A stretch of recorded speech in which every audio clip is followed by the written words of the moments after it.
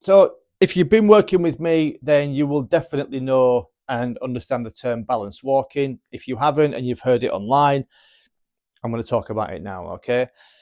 Balance walking is something that I will do with my dogs and all my clients' dogs. I don't like to use the term exercise. You know, the people will say, oh, I need to take the dog out for exercise for like a 40-minute walk. Because all the emphasis then is put on the dog having 40 minutes of just doing what the hell it wants. And then this is where we tend to get a lot of negative behaviors that are getting constantly reinforced, and they have the potential to transition into something quite big. Why not use the time that you are potentially exercising to train? Okay. And there's quite a lot of things that you can train while you're walking your dog. All right. This is where balance walking comes into it. Balance walking is a split, and it's split between work and freedom. There are different dynamics between each phase, but it creates balance. All right. It doesn't allow for conflict between owner and dog. It allows us to reinforce and work on all those things, all the loose lead walking and all that engagement that we're going to want in the long run. Okay. So don't waste an opportunity to have that training and have that interaction moment with your dog. Put it to good use. I've used Nero split at the moment as a bit of an example. Okay. Nero at the moment is on a 70-30 split. 70% of his walk is with freedom and 30% of it is going to be structured. Now, like I said, it's not just done in one big chunk. Okay, I'll generally do 5 minutes of structure and then a couple of minutes of freedom, and then so on and so on. And I'll just mix and match throughout the walk. Okay, you don't want to do a big chunk and try and get all your structure out of the way, because what's going to happen is your dog's going to get bored.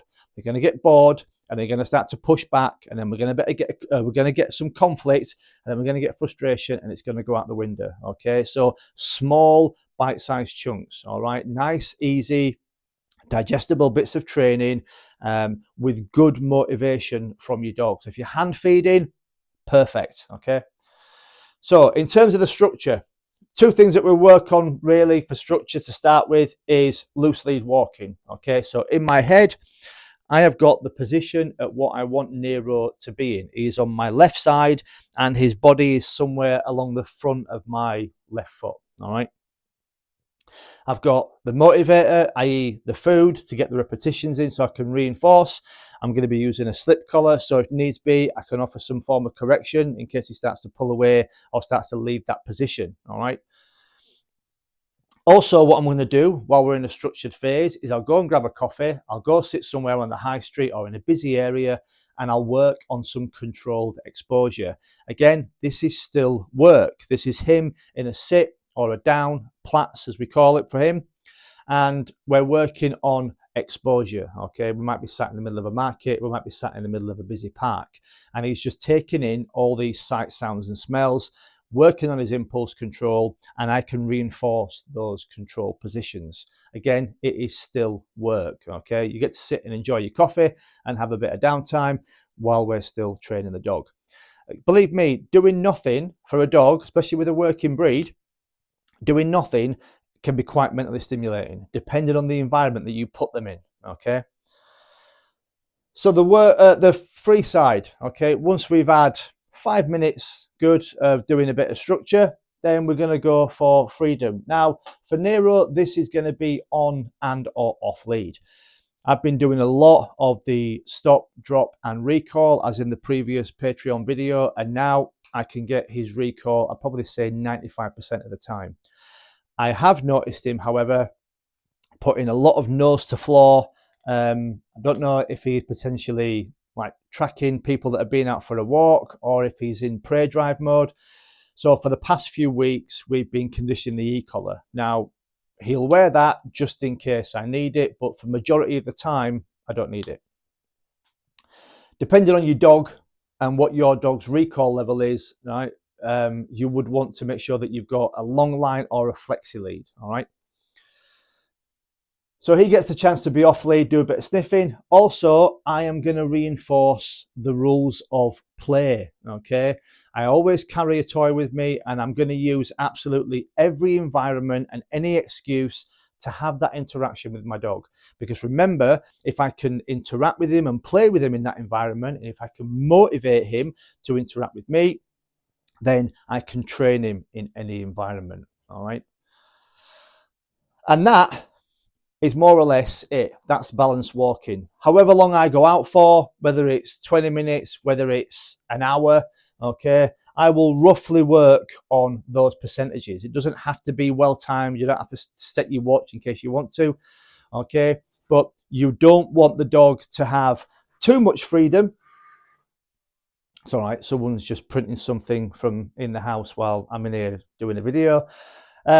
You don't want to give the dog too much freedom, okay, and not have that interaction with them, because they will find joy and excitement in things within that environment, and then you're going to struggle to get them back. All right. And I'm not going to work the dog too much either, because I don't want the walks to be all about work. So find that balance. Everything is about balance. The free time can be your reward for having good, nice, calm, appropriate, loose lead walking down a busy high street. All right. Because if you've done that moment, if you've created that training window, all right, and you are massively, massively overjoyed with your dog and have done really well, when you had that play session with them, that is going to ooze out of you. Okay. That's going to make you more motivating, and the dog's going to want to interact with you more. Okay. So just a couple of things to remember though. All right.